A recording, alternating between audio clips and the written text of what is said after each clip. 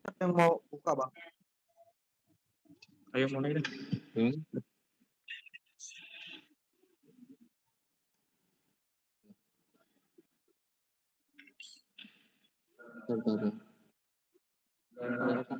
Udah. Udah. Assalamualaikum warahmatullahi wabarakatuh. Kami dari teman-teman ingin mempresentasikan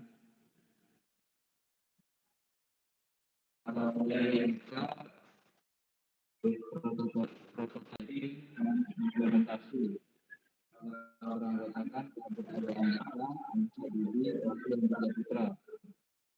Pertama, prototiping adalah penggunaan sistem contoh penggunaan fungsionalitas untuk memahami pengguna. Tujuannya developer dan user memiliki pemahaman yang sama tentang sistem yang akan itu ada cuplikan begini.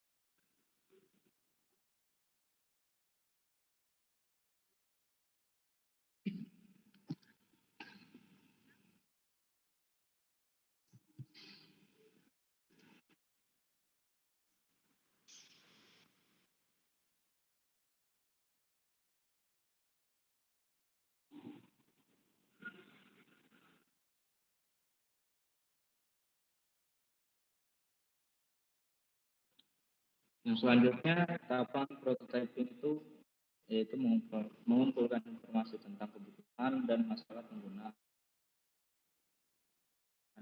Dan wireframe, membangun prototipe aktif, implementasi menerapkan hasil prototipe menjadi sistem nyata yang dapat digunakan pengguna.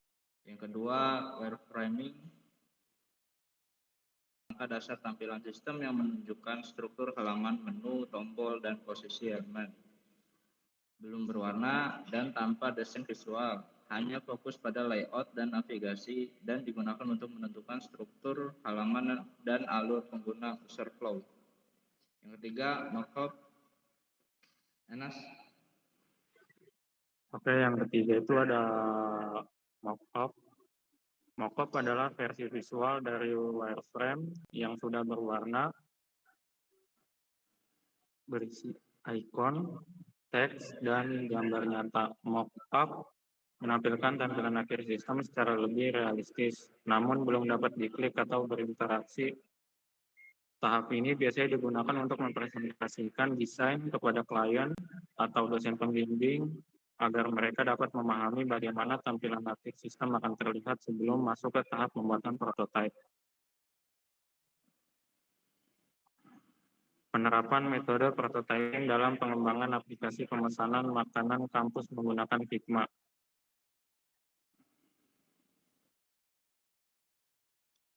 Proses pemesanan makanan di kantin kampus sering menimbulkan antrian panjang dan kesalahan pesanan karena masih dilakukan secara manual. Untuk mengatasi hal tersebut, dikembangkan aplikasi pemesanan makanan kampus yang memudahkan mahasiswa dalam memesan dan membayar secara digital. Metode prototyping digunakan agar pengembang dapat membuat model awal sistem, mendapatkan umpan balik pengguna lebih cepat dan menyesuaikan desain sesuai kebutuhan. Tahapan dilakukan mulai dari analisis, yang kedua desain, yang ketiga pembuatan prototipe di Figma, hingga implementasi aplikasi menggunakan Flutter, bahasa pemrograman Dart. Pendekatan ini membantu menghasilkan sistem yang lebih efisien, mudah digunakan, dan sesuai dengan kebutuhan pengguna. Badit,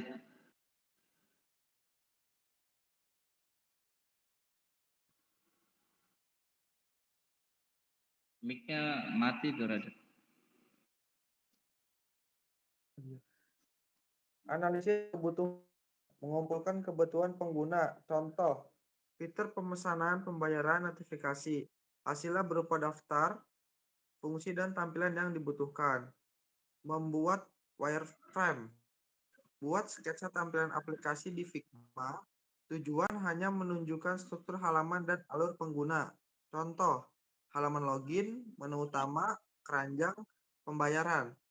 Membuat mockup atau desain visual. Setelah wireframe disetujui, tambahkan elemen desain menggunakan prinsip UI atau UX desain agar tampilan menarik.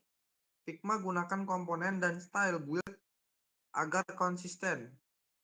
Yang keempat ada membangun prototipe interaktif. Gunakan fitur prototype interaction sebagai penghubung. Simulasikan alur pengguna seolah aplikasi benar berjalan. Bisa diklik tombol berpindah halaman. Kesimpulan, metode prototyping merupakan pendekatan yang efektif dalam pengembangan sistem karena memungkinkan pengembangan dan pengguna berkolaborasi sejak tahap awal melalui tahapan analisis, desain, prototipe, dan implementasi. Proses penghambat dapat dilakukan secara bertahap dan berulang hingga sistem benar-benar sesuai dengan kebutuhan pengguna. Pada tahap analisis, pengembang memahami kebutuhan dan permasalahan yang ada, kemudian dituangkan dalam bentuk rancangan awal atau wireframe dan mockup pada tahap desain. Rancangan tersebut dikembangkan menjadi prototipe interaktif yang dapat diuji dan dievaluasi oleh pengguna sebelum akhirnya diterapkan menjadi sistem nyata pada tahap implementasi. Dengan demikian, metode ini tidak hanya mempercepat proses pengembangan, tetapi juga meminimalkan kesalahan serta menghasilkan sistem yang lebih efisien, mudah digunakan, dan tepat sasaran.